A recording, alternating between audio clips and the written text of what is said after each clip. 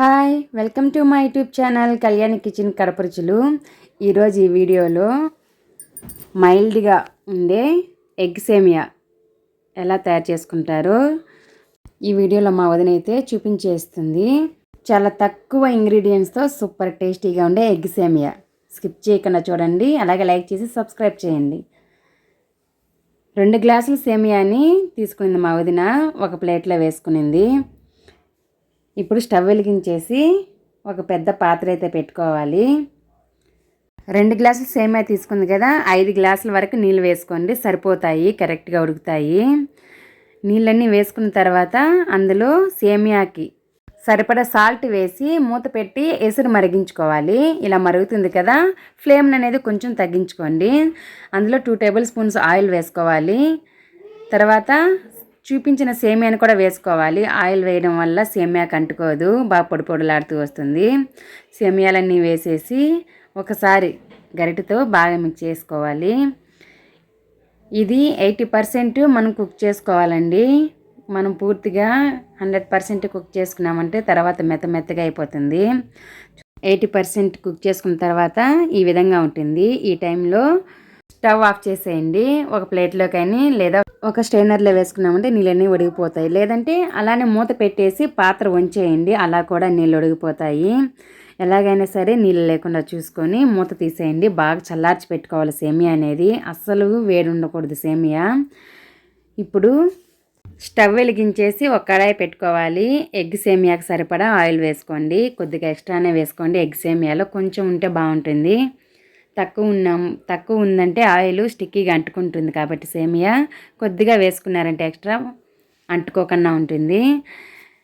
తర్వాత అందులో కొద్దిగా జీలకర్ర, ఆవాలు వేసుకోవాలి. అవి బాగా చిటపటలాడిన తర్వాత పచ్చిమిరపకాయల కారానికి సరిపడా వేసేసుకొని ఉల్లిపాయలు కూడా వేసుకోవాలి. 2 ఉల్లిపాయల వరకు వేసింది మా వదిన. ఉల్లిపాయ ముక్కలు కొంచెం ఎక్కువగా వేసుకుంటే ఎగ్ సేమియా అనేది బాగుంటుంది. తర్వాత పచ్చికరివేపాకు వేసేసి ఒకసారి బాగా మిక్స్ చేసుకోవాలి. ఇవి కొంచెం కలర్ అనేది చేంజ్ అవ్వాలండి. అప్పటి వరకు మధ్య మధ్యలో మాడిపోకుండా కలుపుతూ ఉన్నారంటే ఉల్లిపాయ ముక్కలన్నీ అన్నీ వేగుతాయి కరెక్ట్గా. కొంచెం కలర్ అయితే చేంజ్ అయ్యాయి కదా, ఆ టైంలో కొద్దిగా సాల్ట్, కొద్దిగా కారపొడి, ఆల్రెడీ పచ్చిమిరపకాయలు వేసాము, కొద్దిగా వేసామంటే ఆ రెడ్ చిల్లీ ఫ్లేవర్ బాగా తెలుస్తూ ఉంటుంది. అలాగే కొద్దిగా పసుపు వేసేసి ఒకసారి గరిటెతో బాగా మిక్స్ చేసేయాలి. అలా గరిటెతో ఒకసారి బాగా మిక్స్ చేసిన తర్వాత 1/2 టేబుల్ స్పూను కొరియాండర్ పౌడర్ అయితే వేసింది.